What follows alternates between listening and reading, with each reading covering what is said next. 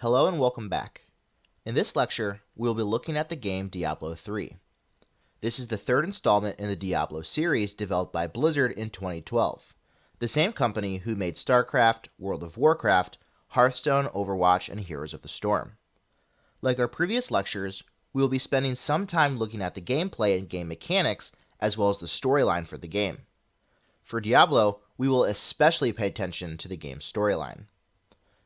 As we look at these various elements of the game, be sure to keep in mind all the various aspects of medieval angels, demons, and witches that we discussed in the last lecture. While we will be looking at Diablo briefly, I will end the lecture with a few questions for you to consider and to bring into your discussion posts. Before we delve into the game itself, however, let's first take a brief look at what transpired during the first two Diablo games, so that we can get a sense for the game's running storyline. This short video summing up the story so far was released by Blizzard at PAX East in 2013. And at the end of days,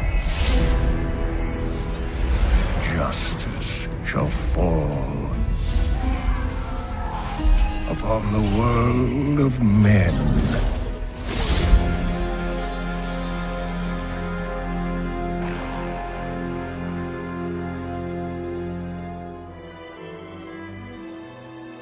Since the dawn of time, a perpetual war called the Eternal Conflict has raged between the hosts of the high heavens and the legions of the burning hells. Amid this battle, a group of rebellious angels and demons sought refuge. And so, they created the mortal realm of Sanctuary, using a monolithic crystal known as the World Stone. Hidden from the eyes of the heavens and the hells, Sanctuary became an oasis of peace, but its serenity did not last. In time, evil crept into the world and began a relentless crusade to twist the souls of mankind to its dark will. Players were invited to take on the role of a lone hero and explore Tristram, a town under siege by Diablo, the Lord of Terror, and his hordes of foul demons. With the help of the wise Herodric scholar Deckard Cain and other memorable characters such as Wirt and Ogden, players ventured into the haunted tombs, catacombs, and caverns sprawling beneath the town, and faced nightmarish foes like the Butcher, the Skeleton King, and eventually the Lord of Terror himself. Diablo II's four-act story would lead players on a gripping campaign to track down the lone hero who had defeated Diablo in the first game. In the wake of his victory, this mortal champion had sought to imprison the Lord of Terror within himself. While his intentions were noble, the hero fell to the Lord of Terror's corruptive influence.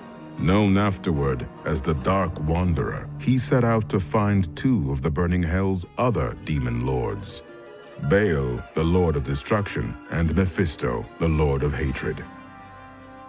Diablo II's cinematics would tell the story from the viewpoint of Marius, a tragic character accompanying the Dark Wanderer. In-game, players would witness the aftermath of the Wanderer's deeds as they raced to thwart his quest. The adventure would also introduce players to characters both old and new, including the familiar scholar Deckard Cain and the noble Tyrael, the Archangel of Justice. Diablo II's expansion set, Lord of Destruction, continued the harrowing story of Sanctuary's heroes. After defeating Mephisto and Diablo, players pursued Baal and his demonic forces to the legendary Mount Arreat. There, the Demon Lord was narrowly defeated, but not before he had corrupted the World Stone, the immense crystal that had been used to create Sanctuary itself. Seeing no other recourse, the great Archangel Tyrael hurled his enchanted rune blade into the crystal, igniting a catastrophic explosion. It has begun. In Diablo III, Deckard Cain appears once again, along with a new character, Leah. The story takes place 2 decades after the World Stone's destruction, when a fiery comet appears in the skies, careening toward Tristram's dilapidated cathedral. Drawn by this foreboding omen, players venture out to investigate the comet and discover its true meaning.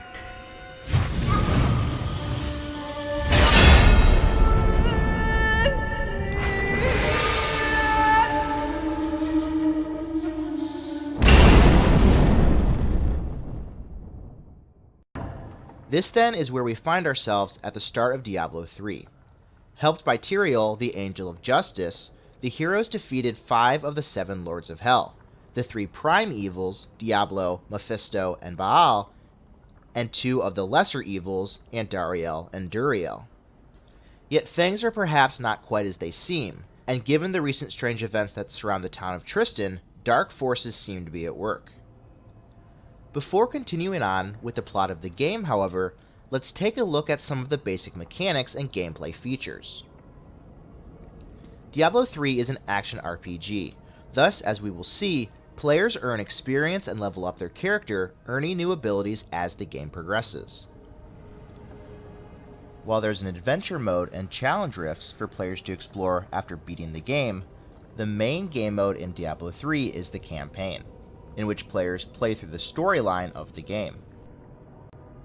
In playing through the campaign, or in fact in any of these modes in Diablo III, players can likewise choose whether to play by themselves or whether to play with friends or other players in a multiplayer fashion.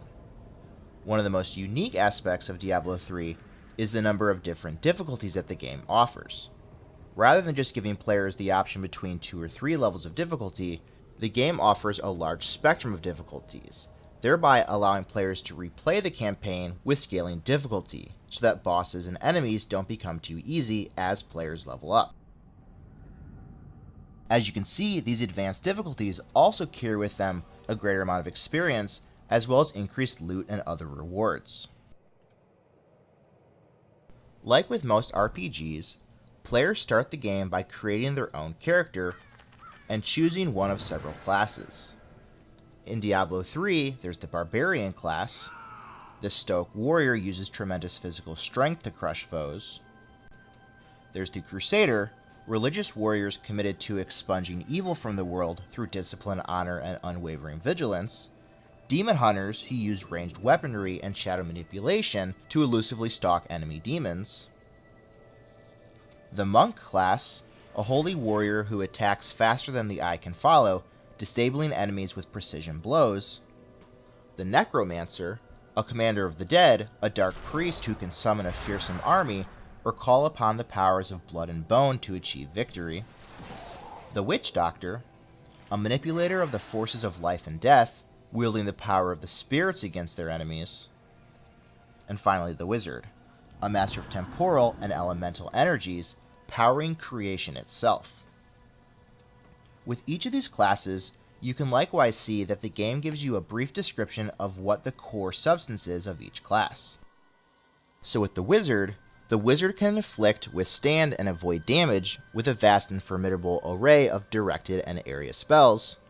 Powerful and elusive, Wizards wield magic by creating protective shields and unleashing spells that rain destruction upon their enemies, and the Wizard draws on arcane power, a quickly regenerating resource to cast spells.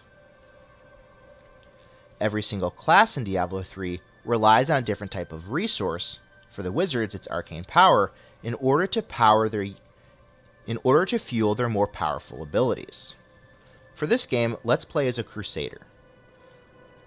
So again, these religious warriors use cruel flails and shields to dominate the battlefield and cleanse the world of corruption. They're an immovable stone in the middle of any fight. The Crusader stands firm against waves of enemies while annihilating monsters near and far, and the Crusader is imbued with righteous power of wrath. Each attack generates more, which in turn allows the Crusaders to unleash even more devastating powers.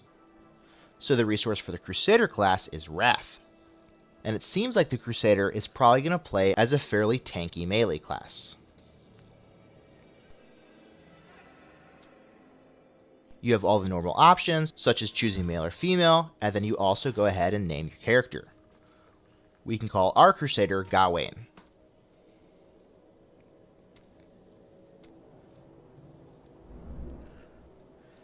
our character, Gawain the Crusader, is now created. Before we jump into the game though, let's take a quick look at a few of these menus that Diablo offers to the players. First, we have a Profile tab. Under the Profile tab, we can see all the stats about our overall account. So we can look to see what different classes we've created and what level they are. We can see the level of our overall account or the amount of gold we've collected, how many kills we've earned throughout all of our plays, and a number of other different statistics. We can likewise go into our Heroes tab here and look at each of our characters, seeing which skills they possess, what level they are, and how high their different attributes are.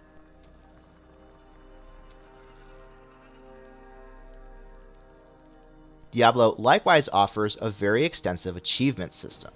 This is true for all of Blizzard's games, and it's also a common feature for many PC games. In Diablo, the achievements that you can receive can be anything from killing certain bosses, to collecting enough gold or certain items, to defeating certain enemies in the campaign, to crafting certain items or gathering certain resources. With these few menus out of the way, let's go into the actual game.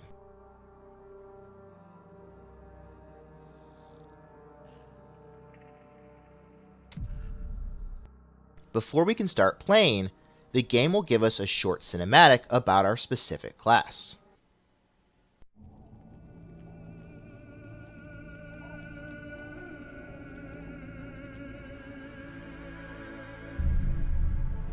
At 12, I swore the oath, leaving home and family. At 16, I saw my master die. I took up his shield and his name, and on that day, I became a crusader. Armored by faith, driven by duty, bound to kill the enemies of Zakarum. Sworn to live as a crusader and to die as one. Now, corruption returns to the hearts of men. I see it in the eyes of the mad. Hear it in the howling of the damned. A falling star in the west leads me to the town of New Tristram. The crusade calls me, and so I go.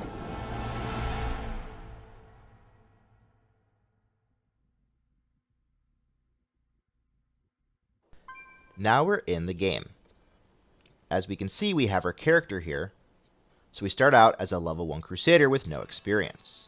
We can move around the level, and we also see at the bottom of our screen here, we have what's called an action bar. On our action bar here, we see all the different skills and abilities that our character can use. Since we're just starting out, we can see that a lot of these abilities are currently locked. We do, however, have 2 starting attacks. First, we have the Punish ability. Strike your enemy and gain Hardened Senses, increasing your chance to block for a short time. It requires a shield. In addition to attacking and hurting our enemies, it will also generate 5 Wrath for us. So as we'll see in a little bit, more powerful attacks drain Wrath from us, but attacks like Punish will help to gain Wrath back. So to use this attack, we would left click on enemies. Our second attack right now is just a simple melee attack, since we don't have a more powerful ability. To use this or later abilities, we would right click on enemies. Lastly, we also have the ability to drink health potions. This will restore health to our character, but after drinking a health potion, it'll take 30 seconds before we can drink another one. Looking at our different menus here, first we have our skills menu. When our character becomes a higher level, this will allow us to choose which abilities we want. Again, when your character becomes more powerful, you can also specialize these attacks in different ways to increase their power. Next, we have our inventory. Pretty straightforward. Our inventory is where we can choose what weapons and armor we equip, as well as what items we are currently carrying in our backpack. Since we're just starting out, we have a flail and a shield, but nothing else. For any item in Diablo, you can also see what that item's specific stats are. Next, our quest and journal log gives us more information about current quests we're on, or current pieces of news and information that we've discovered. Again, since we're just starting out, there's nothing in our log. We can check back in the log later once we've progressed through the game. We'll go ahead now and move down the path and see what kind of trouble there is.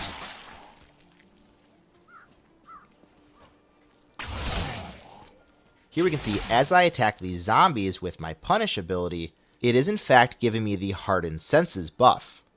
This means that for 5 seconds after I use this attack, the likelihood that I'll block enemy attacks with my shield is greatly increased.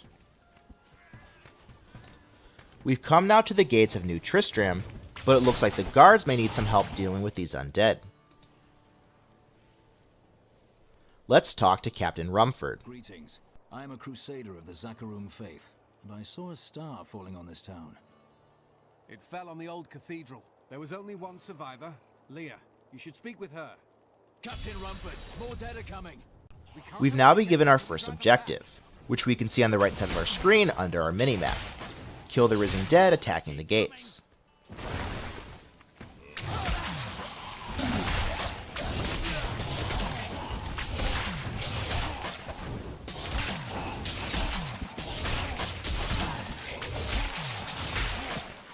By killing all those zombies and completing our first quest, we've gained enough experience to level up. Gawain the Crusader is now level 2. As you level up your character in Diablo, you'll begin to unlock new attacks and abilities. In this case, we've unlocked a new skill, Shield Bash. This attack, likewise requiring a shield, allows us to charge at our enemy and bash him and all nearby foes violently with our shield. Because this is a more powerful attack, however, it drains 30 Wrath whenever we use it. Thus, we won't be able to use this attack indefinitely. So if we want to keep using this attack, we'll have to switch back to our Punish attack in order to replenish our Wrath. Our next objective is to go talk to Leah in the Slaughtered Calf Inn. So let's head into town. We find the inn and we go inside. One of the best ways for players to immerse themselves into the Diablo storyline is to interact with the stories and lore found in books and diaries throughout the world. For many years, villagers were too afraid to settle near the ruins of the cursed town Tristram. But as time went by, adventurers arrived to loot the old cathedral, and their business was profitable enough that New Tristram sprang up to accommodate them. Fewer travelers visit now, though, and the town is mostly populated by craftsmen and farmers. There's Leah over there by the bar with the exclamation point over her head. They tell me you survived the falling star. I did, but it blasted my uncle Deckard Cain into the depths of the old cathedral. I tried to search for him, but the dead were already rising. I came back here to rally the militia, but... Watch out! The wounded are turning!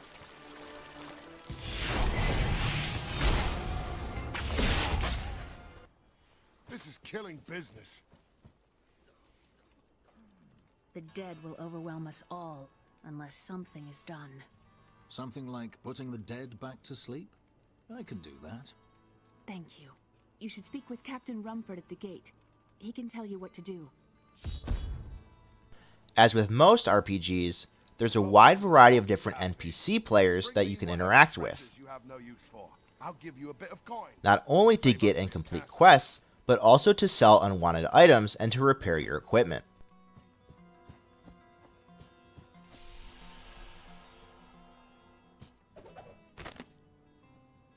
We've been under siege for 6 days now. Uncle Deckard is still missing. Captain Rumford and the others are losing hope.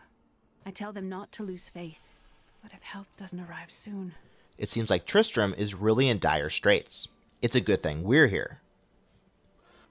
Looking back at our quests and journals log, we can now see that we're currently on a quest. In this case, to go talk to Captain Rumford. Likewise, under our journals, we can see both pieces of lore that we got from reading those books. We can always come back here if we want to re-access them or listen to them again. I promised Marco I'd protect him, and now he's dead.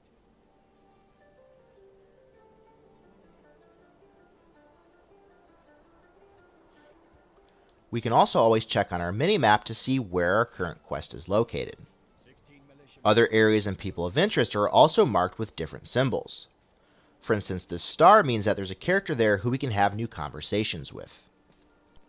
I've come to help. How do we stop these risen dead? I admire your courage, but Captain Dalton and the militia were slaughtered by those things. Only I survived.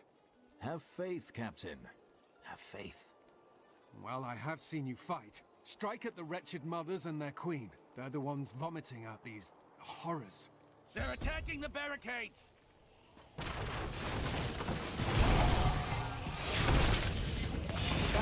That's one of the wretched mothers. There are more of them in the ruins down the road. For our next objective, there's also a bonus objective assigned. In this case, kill 3 wretched mothers before we go on to kill the wretched queen. We can see on our mini-map that the wretched queen is somewhere off in the distance. Likewise, since we just encountered a new enemy, we've unlocked a small piece of lore about them. I, Deckard Cain, have spent many years traveling and writing about the strange creatures in our world. But the sight of the wretched mothers still haunts me. They are the remnants of Queen Asila's slaughtered handmaidens who were twisted by foul magic. Now they feast upon cadavers and regurgitate them as newly formed, risen dead. Now that's some dark stuff. As we continue with our playthrough, I'll only chime in to point out important aspects of the game mechanics. As we play through the next 2 quests, though, I want you to be paying particular attention to the setting and the environment of the game. What does the game look like? How does the game feel? Again, you should keep in the back of your mind the descriptions about the medieval world that we talked about in the last lecture, especially notions of angels, demons, and witches. We just killed the first of the 3 wretched mothers. 2 more to go.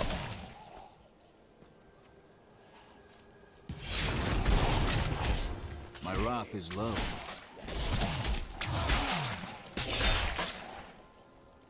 Since I lost a little health from that last fight, I went ahead and drank one of my health potions. Again, it's 30 seconds before I can use it again.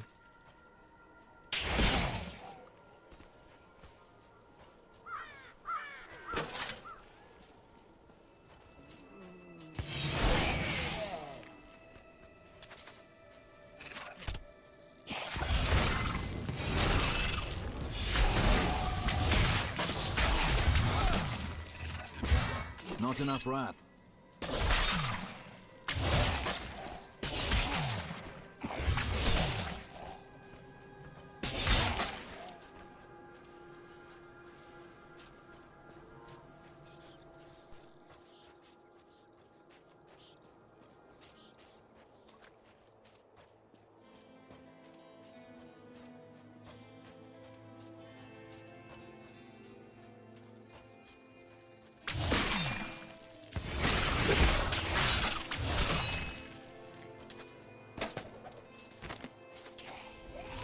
While exploring a cave with hopes of finding hidden treasure, I came upon a most grisly sight. A heap of dead bodies. Unbelievably, as I was searching them for any items of value, they began to rise. I must tell them of this in New Tristram before it's too late. With our level up to level 3, we've unlocked a new primary ability, Slash. Again, this attack will generate 5 wrath, but with this attack, we ignite the air in front of us, damaging all enemies caught in the flames. We now have to choose what we want our primary attack to be, the punish attack or the slash attack. We'll try out our new slash attack for now.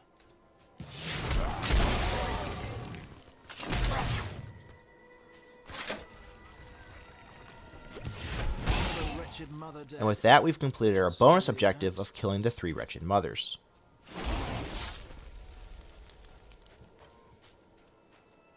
As we continue our journey, we can sometimes explore different buildings by going inside them.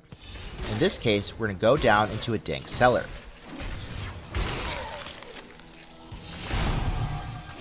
In these side areas, you often find strong enemies, but in return, there's often good treasure or loot to be had.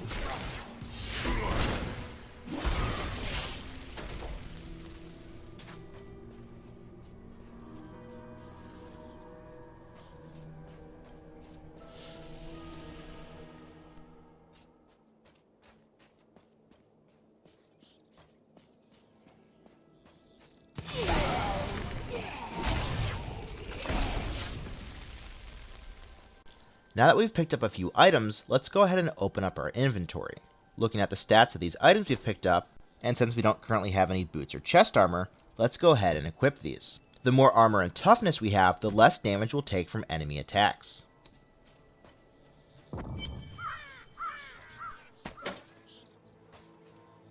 Old Tristram. Diablo himself was here.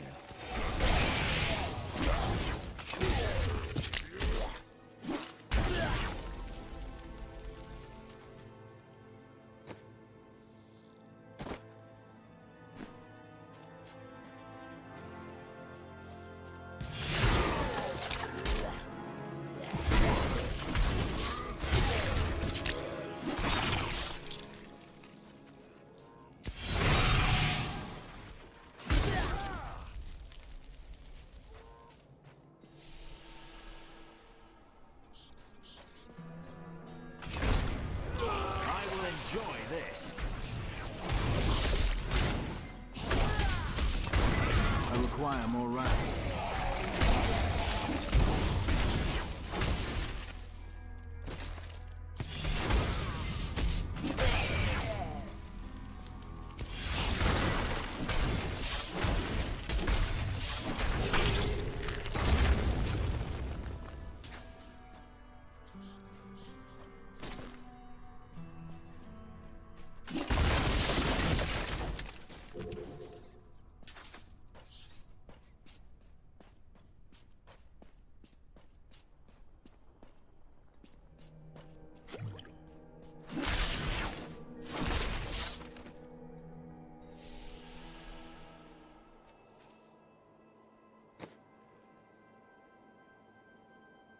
That's not possible.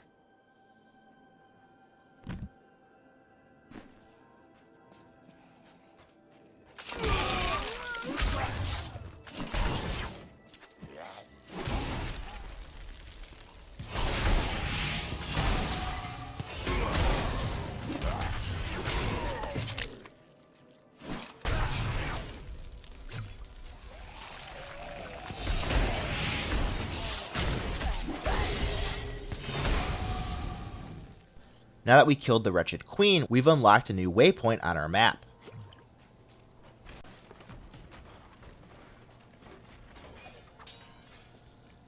These waypoints are used to teleport between important locations across the game. So for instance, now we can teleport back to New Tristram to turn in our quest to Captain Rumford. Thank you for your help, but could you talk some sense into Leah? She won't give up on the idea of rescuing her uncle. She's brave. With help, she may yet save Kane. Blessings of the light! By completing our quest, we've gained more experience as well as a new set of pants.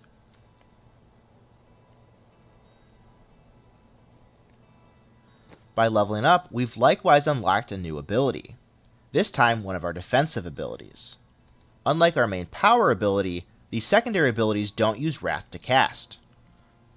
Instead, they all have cooldowns, so you'll only be able to use them every so often. Leah, let's find your uncle. We'll need to open the cathedral first. The guards locked it up before they were ambushed. Rumford told me they fought their way back to Adria's hut. The key must still be there.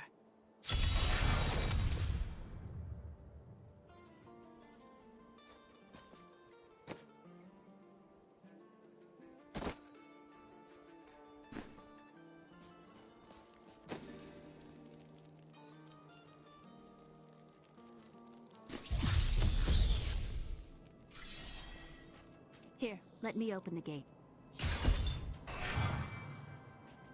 Adria was my mother, but I don't know much about her. She died when I was very young. I was raised by Uncle Deckard. And your father? I'm told he was a great warrior who was lost when Tristram fell to the demons.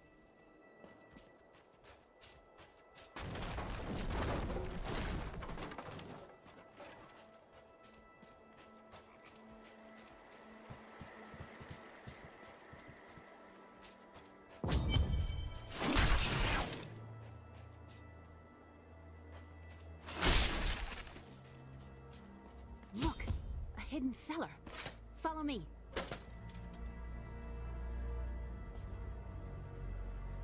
There are dark secrets here. People said she was a witch, but I never believed it.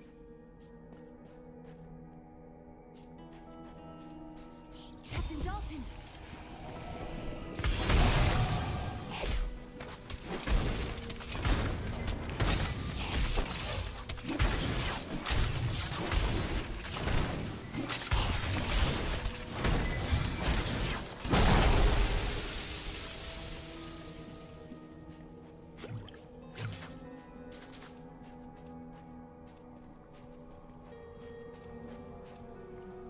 Here's the key, and my mother's journal. What I've seen of it is disturbing. I want to know more about her, but that can wait. We need to save Uncle Deckard first. I will go. Stay here and learn what you can. Thank you. Aiden came to me last night. I suspected what was lurking within his troubled heart. I consoled him as best I could. Regardless, wherever he's headed, hell will surely follow in his wake. The shadows close in on Tristram once again. But like Aiden, I'll be gone before they fall. Like with finding the lore books throughout the game, one of the best ways to uncover the intricacies of Diablo's storyline is by talking with the main characters.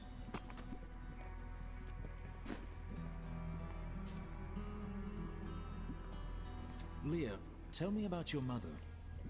Well, details are hazy, but I know that Adria was obsessed with chasing the arcane. She knew she could never raise a child. Uncle Deckard believes that the madness and horror of her life finally caught up with her. This brief playthrough should give you a good idea of all the basic mechanics of Diablo 3. As you continue to level up your character, you continue to unlock more abilities, as well as more ways to enhance and specify those abilities and attacks. I'm just warming up.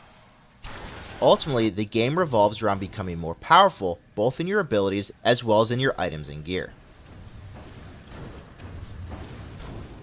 Looking at my level 70 wizard, it's easy to see the amount of complexity and specification that you can bring into your different characters and classes. From here, we will turn back to the game's storyline. And at the end of days, the first sign shall appear in the heavens. Justice shall fall upon the world of men. The armies of light and shadow will clash across the fields of eternity.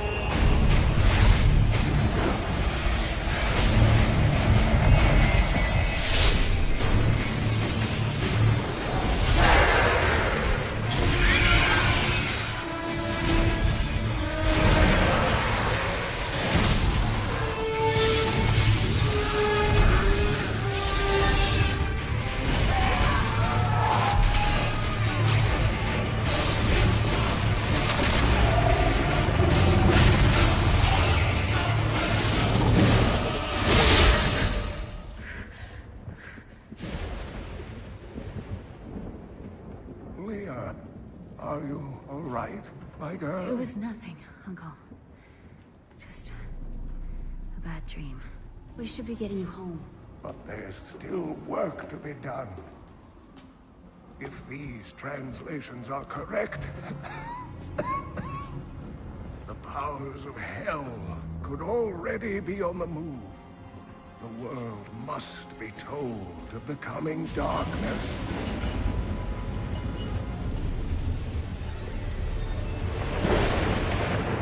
You do believe me, don't you, Leah?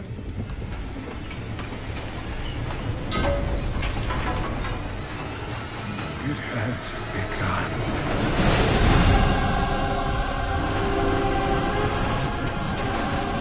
Leave it, Uncle! It's not important!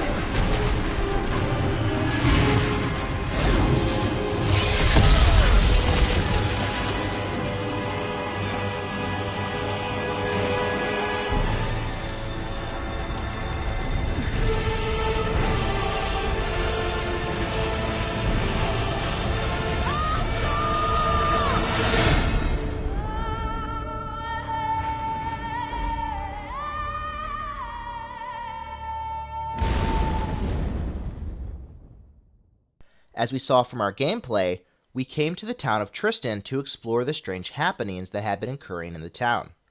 Here we met Leah, the niece of Deckard Cain, a central character from the first two Diablo games.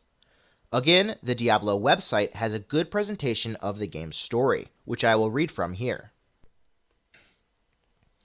With the Worldstone destroyed, Sanctuary's role in the eternal conflict was forever changed. People largely forgot the horrors of an earlier age, and the town of New Tristan sprung up not far from where Diablo once dwelled beneath the earth. But Deckard Cain hadn't forgotten. He brought his adopted niece Leah to New Tristan and continued to study the evil that had once crept from the cathedral. Cain was convinced that it was only a matter of time before doom would threaten Sanctuary again. And, for 20 years of relative safety, his warnings were easy to ignore, until a star fell from the heavens. The star struck Tristram's old cathedral, sending Cain plummeting into a crater and Leah rushing for help. Stories of the fallen star attracted heroes from all over Sanctuary, including a roving barbarian, survival of Ariat's destruction, a vengeful-driven demon hunter, a monk from the monasteries of Ivgarad, a witch doctor from the Umbaru people, and a wizard from the island nation of Zansai. Each of these individuals demonstrated unparalleled abilities, reminiscent of the Nephilim born to angels and demons long ago. And here we can see the different classes that we can choose from for the game.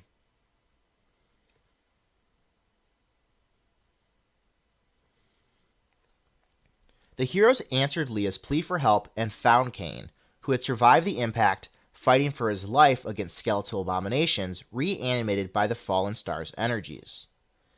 Investigating the crater, they discovered that the fallen star was but a man, one with little recollection of his arrival in Sanctuary. There were few clues to the stranger's identity. An ominous portent he could barely remember, though he was certain of its importance, and his sword, which had shattered when he struck Sanctuary. After 2 decades of expecting new horrors to befall Sanctuary, Cain identified the man's plight as key to understanding the coming darkness, and tasked the Nephilim with retrieving the sword pieces. That's us. Although the heroes successfully retrieved the fragments, Magda, a cultist of the lesser evil Belial, attempted to seize the shards and mortally wounded Cain, before fleeing from Leah and the heroes.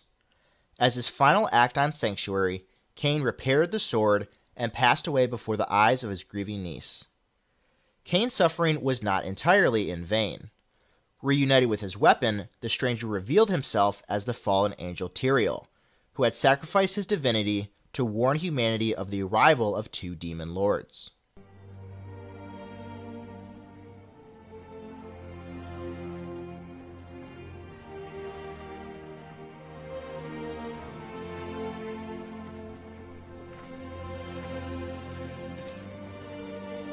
It was all just stories. My uncle saw what he wanted to see. Deckard sacrificed much to protect this world. But his work is not over. What would you know about sacrifice?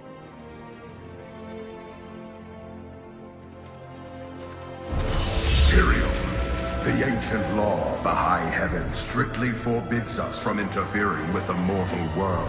Yet you have done so, brazenly. All I am guilty of, Imperius, is bringing justice, while you hide, cowering behind your throne. Silence! You will now answer for your transgressions.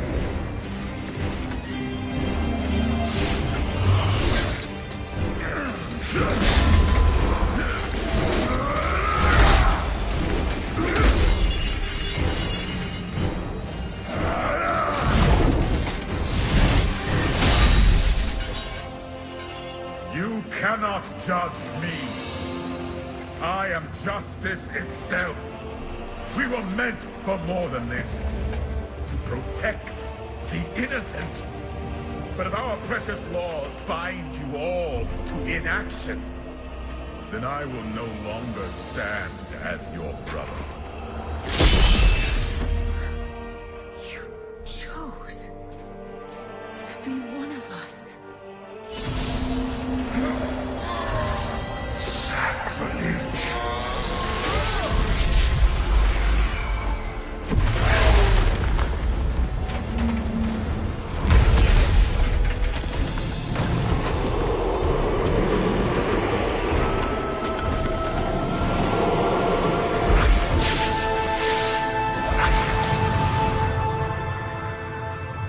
Thus, I fell, willingly.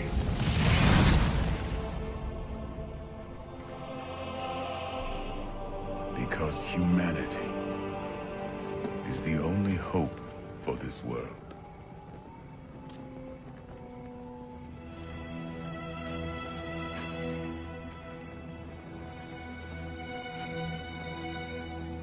never believed. All your crazy tales. The work. You never finished.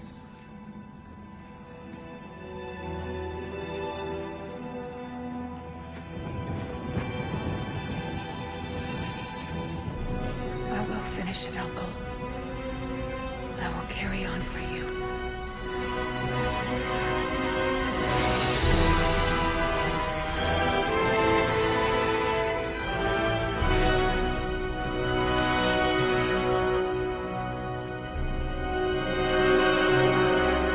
The lesser evils who had once cast Diablo and his brothers out of the burning hells, Belial the Lord of Lies, and Azmodan the Lord of Sin, were loose on Sanctuary, resuming their war to dominate mankind.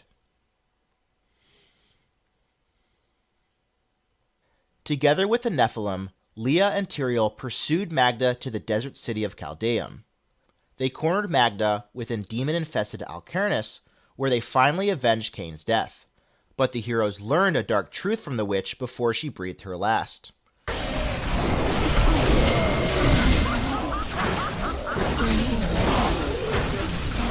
Her master, Belial the Lord of Lies, was hidden deep within Caldeum, manipulating its people from the shadows.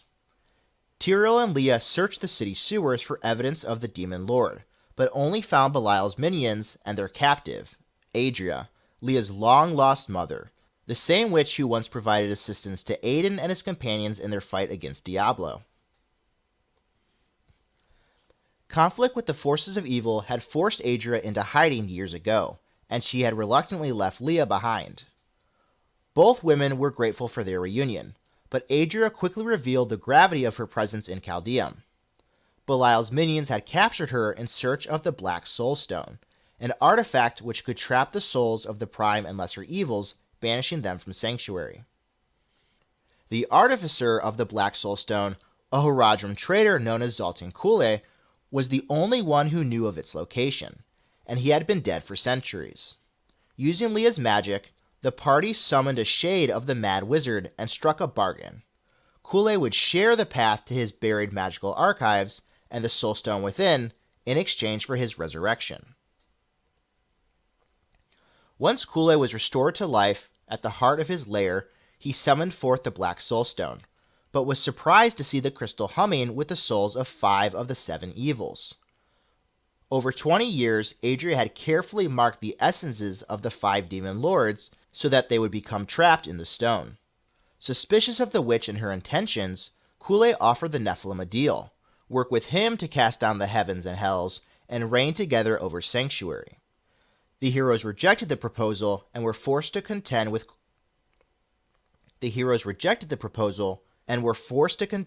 Kule's forbidden magic. With the Black Soul Stone in their grasp, the Nephilim returned to Caldeum and imprisoned Belial, only to find the city besieged by his forces. Acting swiftly, the heroes forced their way into the Imperial Palace and unmasked Belial, who had disguised himself as Haakon II, child emperor of Caldeum. In his fury, the Lord of Lies nearly tore the Imperial Palace apart, and the Nephilim along with it, yet the heroes overpowered Belial and trapped his soul within the Black Soul Stone.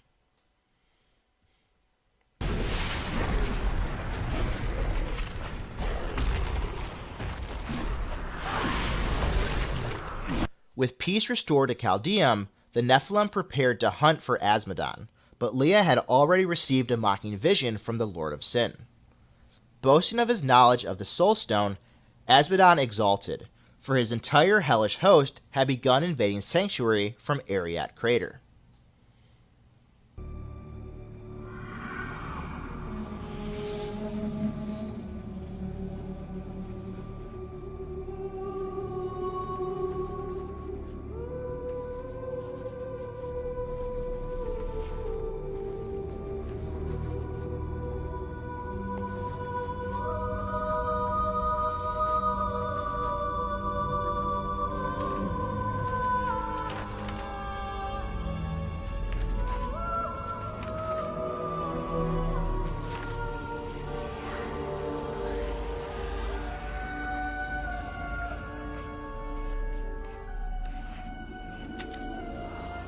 None of this makes any sense to me.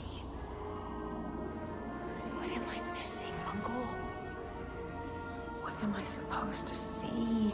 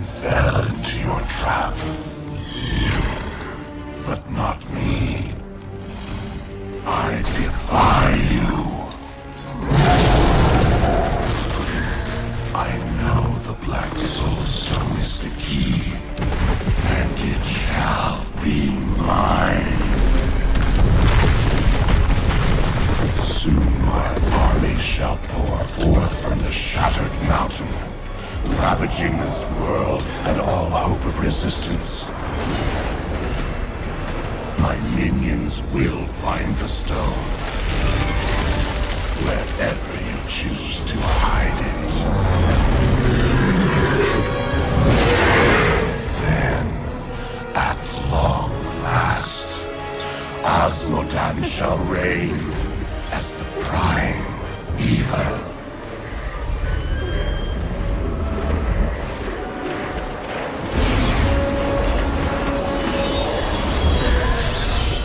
Leah, are you all right? Speak to me, child. Ariad. The demon's invasion will come from Ariad.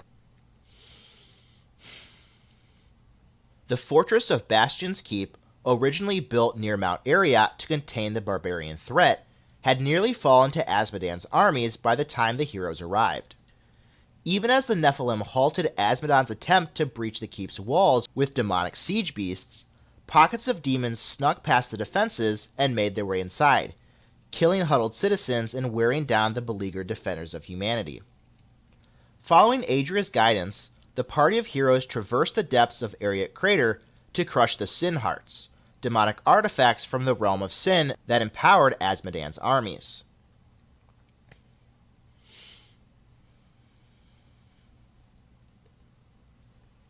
In the core of Ariat Crater, the Nephilim confronted the Lord of Sin. Asmodan unleashed the terrifying powers of hell against the heroes, transforming his lair into a warren of decay and corruption. At last, like Belial before him, Asmodan was defeated, his soul imprisoned within the Black Soulstone.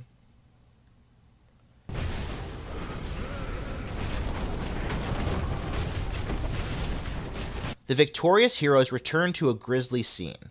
Atop the keep's parapets, Tyrael was bound in arcane chains, and the blood and bodies of dead guards formed a ritual circle around Leah. As Adria plunged the Black Soulstone into her daughter's flesh, she disclosed an awful truth.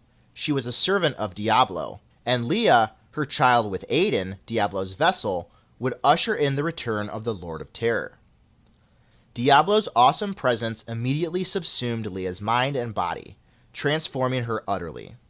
Triumphant at her master's return, Adria fled, leaving Tyrael and the Nephilim horrified by the betrayal. 20 years ago, a great and terrible power drew me to Tristram. But Aiden, Leoric's eldest son, defeated that power and sought to contain it within his own flesh. The Dark Wanderer. It was Diablo I saw within him, and I pledged myself to his service. Now, at last, his grand design comes to fruition. Dear Leah, Deckard always suspected your true father was Diablo himself.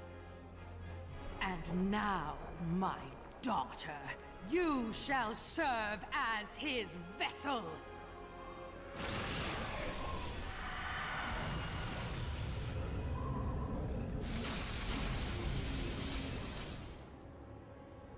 I live. But I am more than I once was. The 7 evils are now one within me. I am the prime evil. Well done, faithful Adria. Go now, until I call upon you again. Now, at last, to my true goal, the one that has always eluded me. The utter destruction of the high heavens.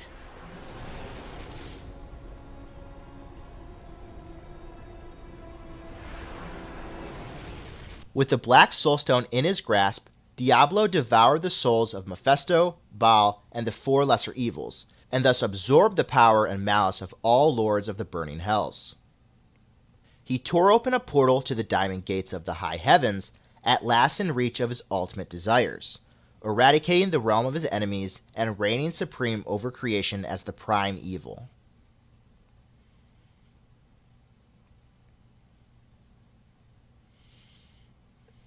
Diablo arrived at the Diamond Gates of Heaven wearing Leah's form, but Imperius, the Archangel of Valor and commander of Heaven's forces, saw through the illusion of his ancient enemy and scorched the demon's false visage away. Diablo's true, terrible form was revealed, and the two fought bitterly until Diablo defeated Imperius and shattered the Diamond Gates.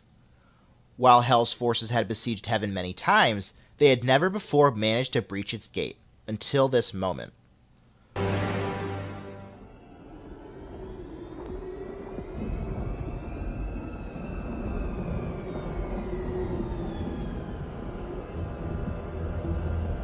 Even in the heart of heaven, angels can still feel fear.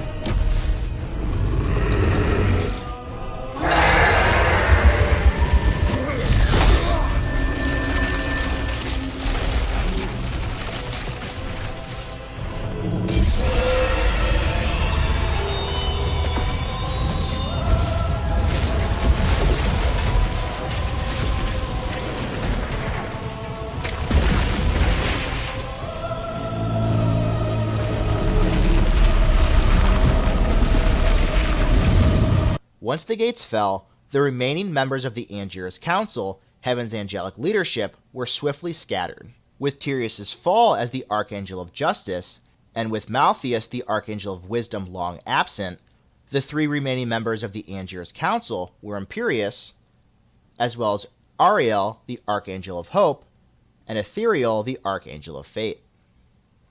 Rushing to halt the despoiling of heaven, Tyrael and the Nephilim pursued Diablo through the open portal. There they encountered a wounded and defeated Imperius, who blamed them for the ascension of the prime evil and the ruination of the high heavens. Diablo's desecration of heaven had been merciless. Scores of hell's most powerful avaricious demons flooded through hell rifts. Angels were twisted into demons. Despair gripped the legions of heaven.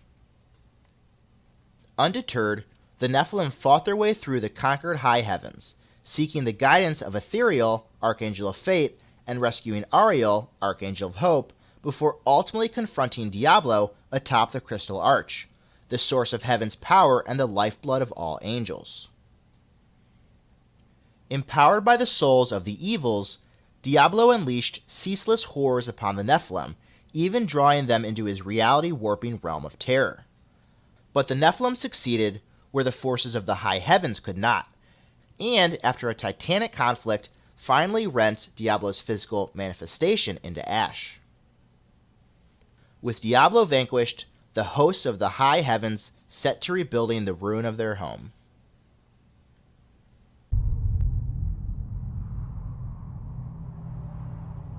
In the end, it was a mortal heart that saved two worlds from ruin and cast down the prime evil forever.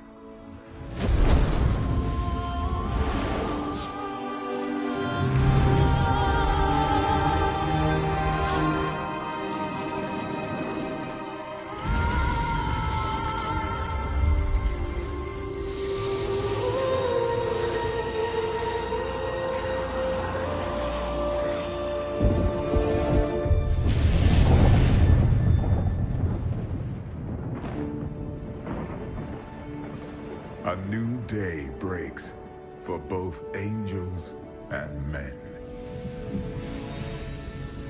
For mankind's greatest champion, the Nephilim, rose to confront the darkness that we, in our pride, would not face.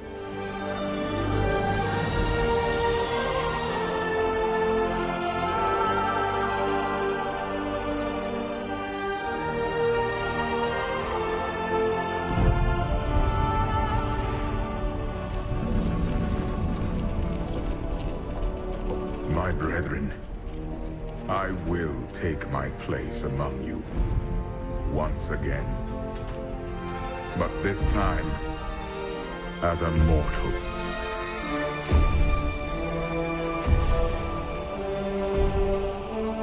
Since justice has been met this day, I will now stand as wisdom. On behalf of those who risked all to save us. Forevermore, we shall stand together, angels and men, in the light of this glorious new dawn. Tyrael rejoined the Angiras Council as the mortal aspect of wisdom, a quality he knew would be sorely needed in the days ahead. He strove to heal the pain and distrust that spread through heaven in the wake of Diablo's invasion, and to forge a true alliance between angels and mankind. But the specter of the eternal conflict continued to loom over his hopes for unity.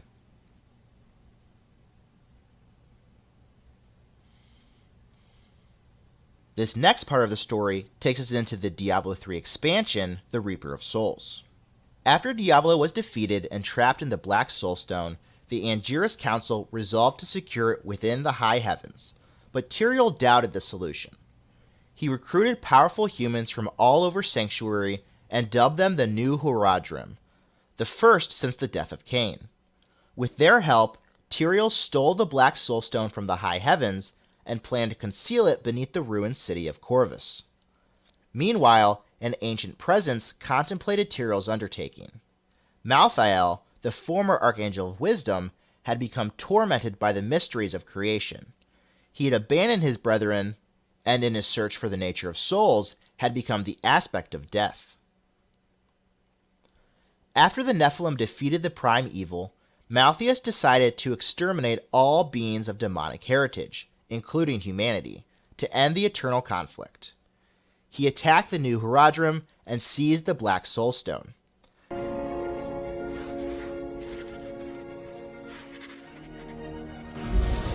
Diablo was defeated.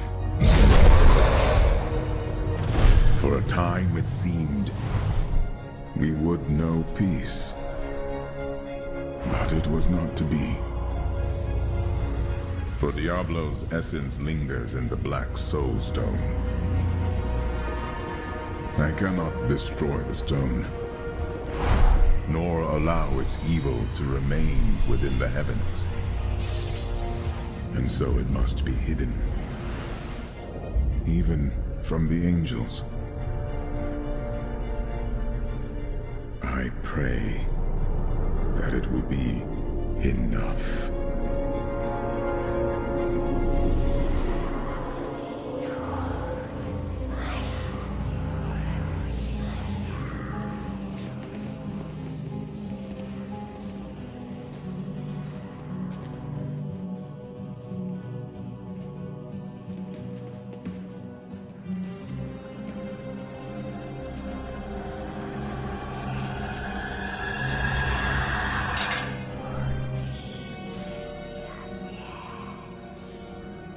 You have done well, Horadrim. Your service here is finished, and you should all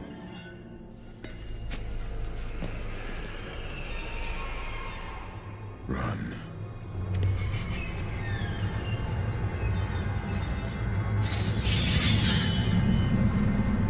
Malthael.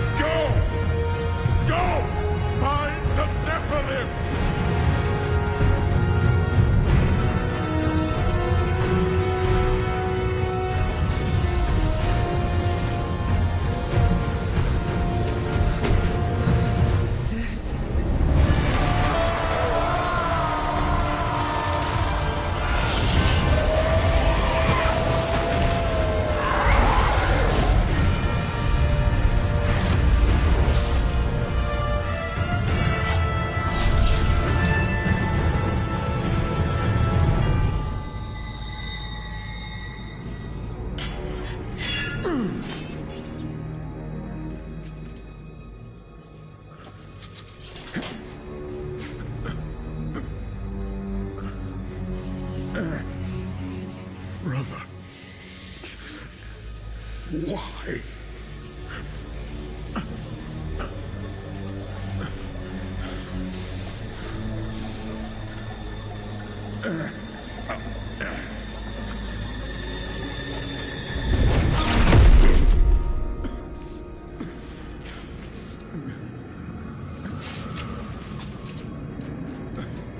The Nephilim will stop you.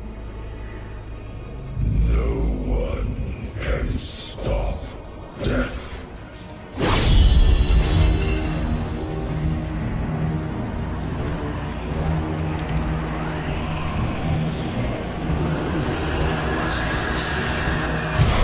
His army of Reapers, a terrifying host of angels and undead, began to slaughter the people of nearby Westmarch and harvest scores of souls. With each human soul collected, Malthael's power increased. Malthael spirited the Black Soulstone to another realm, the Pandemonium Fortress, front line of the eternal conflict. Here, Malthael would reshape the Soulstone to consume all demonic essence in Sanctuary. With the help of a crusader from the Zakarum faith, the Nephilim confronted Malthael. In combat, Malthael shattered the Black Soulstone and devoured the released soul of the Prime Evil, devastating the battlefield with the powers of hell and death. After a grueling conflict, the combined might of the Nephilim overcame the aspect of death. Malthael vanished in a blast of energy, releasing all the souls he had consumed, including Diablo. And Tyrael wondered if his Nephilim allies, who had now bested champions of both heavens and hells, would one day fall to the same corruption that brought low even the greatest archangels.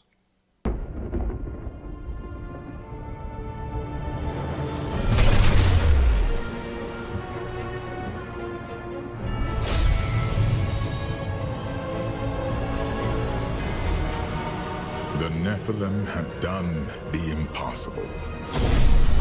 By conquering death, he had redeemed the angels and saved all mankind. In that moment, with victory at hand, I saw the Nephilim in a new light. He is a hero who can defeat the champions of heaven and hell, and a demon hunter who protects the innocent. But within him beats a mortal heart that will one day be tempted to corruption. On that day, will he have the strength to resist, or will he be our doom?